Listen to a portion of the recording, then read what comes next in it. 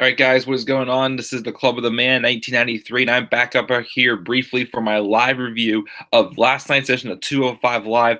I apologize I didn't bring it to you live last night. I just, after my stream last night, I just wasn't really in the mood to talk and more wrestling. I just felt really burned out. So had a good night's sleep, and I watched 205 Live this morning, and before I kind of, get on with the rest of my day here. So I'm going to be here live talking about this episode of 205 Live. It took place from Columbus, Ohio, at Ohio State University. Overall, I thought this was just like a decent episode. I didn't think anything too exciting really happened on this edition of 205 Live. The main event I thought was good, but everything else around I just didn't really care too much for, honestly. It was just like the tag match I thought was pointless. It was decent, but I just where's this going? And then the stuff with Mike Kanellis and Akira Tozawa and whatnot, I just don't understand where that's going either. So I thought it was like a decent episode, some decent wrestling and what as it should be about, but where things are going from here, not too sure. So that's why, of course, I thought this was just a decent episode. But we'll talk about this really briefly.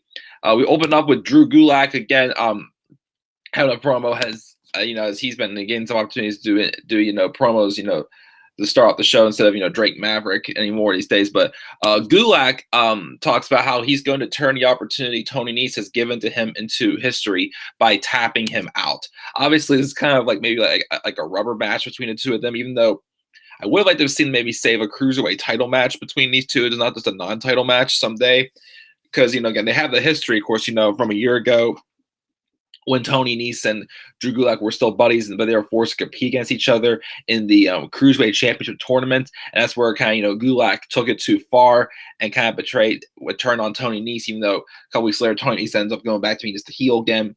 And of course, he had to go through Gulak again to get to the finals of the Cruiserweight, the number one contender for the Cruiserweight Championship before WrestleMania. So I guess this is sort of the rubber match to settle the score. Again, I would have rather seen it be, for the Cruiserweight Championship on the line, but it wasn't. But I thought that was a good match. We'll get to that, in a little bit. But we have that happening. We open up. The Lucha House Party comes out. I forgot Kalisto was somewhere doing something else tonight, so he wasn't able to be here. But they took on the Singh brothers. They came out, and they basically just reintroduced themselves, and it calls themselves the heroes of the Cruiserweight division, and they talk up their time with Jinder Mahal and how they got to wrestle against the likes of Randy Orton, AJ Styles, and they're here to take the division into the future. I mean, if it was before, well, first off, once again, the Super Show continuing, who the hell knows if everybody's, where they're going to be, or there's going to be other moves that come. I don't know. Again, I'm getting sick of this whole shakeup. So it's going on for a freaking month already. But I guess I don't know. The Singh brothers would spend more time on 205 Live while they're with Jinder, or they still are with Jinder. I don't know. Are they still with Jinder or not? I have no clue now with them being on 205 Live. And I've heard the rumors about Jinder maybe winning the title and having Roman dethroning him. I don't like that idea either. But it's too late for me to try to take the Singh brothers seriously. I say they were just. When you have people in the Cruiserweight division or other brands, act like, a serious star on one brand, but then act like a jobber on the other, especially when you're having to be a jobber on the other for so long, and all of a sudden you want to put on another brand, have to take them seriously, then it's just I don't know. I don't know if seriously. The match they had, they showed in the match, they could be a decent team, I'd say, but they still lost the match. So it's okay, I mean, I guess, to me, I appreciate the fact that, okay, they bring in this team that was almost nothing for a long time, and wow, they all of a sudden start winning. So yeah, they lost, but they put on a decent performance. But I don't know, what's going to be on 205 Live going to do? I mean, yes, I do feel we do need a few new faces on 205 Live. I mean, maybe one or two, new faces, definitely. People not like Finn Balor bring or Sami Zayn bring them they're the 205 Live, but guys Jordan Devlin, I'd say, can maybe use some time on 205 Live. Raul Mendoza on NXT could be on 205 Live. A couple of people, maybe an NXT or NXT UK you can have on 205 Live to get some time there. Even when you give Tyler Bates some time on 205 Live, by all means go for it. I just don't think the Singh brothers are that answer to increase the depth in the Cruiserweight division. The match was average, decent. I thought it was. Lucha House Party though won, even though the Singh brothers had a few moments there. Looked like, okay, they could be a decent tag team, but they got to do more than just this one match to maybe take them seriously on 205 Live. So we'll see what is next for the Sings and see what happens. So we have that match. Backstage, we did have Drake Maverick in his office on the phone where Carrillo comes up. Maverick congratulates him, but tells Carrillo not to really trust Drew Gulak so much because he's not really the most trustworthy guy around here. Carrillo says that he is proud to represent Lucha Libre and such. When Gentleman Jack Gallagher shows up, and he says, I know I am not clear to compete, but in 2 weeks in London, I will be. He tells Carrillo he has no ill will and said, even though we did not work out as partners, we do have some unsettled business as opponents. So he reached out to shake his hand. They shake hands. So I guess in 2 weeks when they're in London, we're going to be having a rematch between Gallagher and Carrillo. All right. I mean, I don't know if this means that they're I don't. Again, it was strange. Like, I don't know if this is still just like a face on face match since Gallagher did turn face a few weeks ago, and they just have some unfinished business they want to sell in the ring. All right, but again, I hope this isn't. This is gonna be okay. Gallagher's like we've been getting a lot lately with several guys like Oni Lorcan or Chad Gable or several guys who they've turned one character for like 2 weeks and then they're trained back to what they were before. So it's like I hope it's not going to lead Gallagher back to being a heel guy. I do think Gallagher is more meant to be a babyface. And again, having to be a babyface, spend time on 205 Live and even NXT UK as well. Get some more time on there. I mean, I'd hope they would continue, they would actually put him on there, give him more time there. They're doing it with Noam Dar. I mean, who should be back soon. Again, I hear that. The injury he got the second time wasn't anything severe, so thank goodness. But so yeah, I hope we do see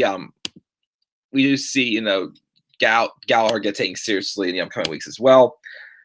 We have first then we have the Brian Kendrick coming out for a match, but during his entrance, he's attacked by Mike Kanellis, and out came Akira Tozawa to make the save. Tozawa and Kanellis brawl until Maverick with other referees come out to pull them apart, tell them to calm down. And then next week, we're being told we're going to be getting a no disqualification match between Tozawa and Kanellis. But my thing is, why are we doing no disqualification though? If the biggest thing about Mike Kanellis is that he's always using his wife to get victories. Well, anytime he can get a victory, that is. So I wouldn't have gone no disqualification. Maybe steel cage or something I know steel cage maybe sound a little much for a match with Akira Tozawa and Mike Kanellis, but I feel like it would have made a little more sense rather than just having them have a no disqualification match, which one of them Maria Kanellis or even the Brian Kendrick could get involved in the match. I feel like it doesn't solve anything. Again, they're starting to really just go in circles with Mike Kanellis. I just can't take it seriously. So I don't know. We'll see how it goes next week. And then we have a handicap promo with Arya Daivari, the number one contender for the Cruiserweight Championship. Hasn't been officially announced yet, but I'm guessing it may be on the pre-show at Money in the Bank. I don't know. But Daivari says, talks about how he is rise to being number one contender, about how he is undefeated this year.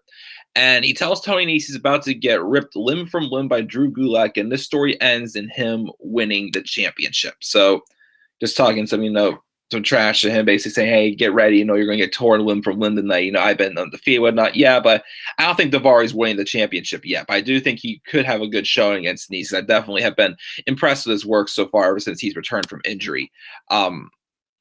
Then we have our main event. It was Tony Nese and Drew Gulak. Daivari was watching backstage at the monitor. Thought it was a good, hard-hitting match back and forth with them.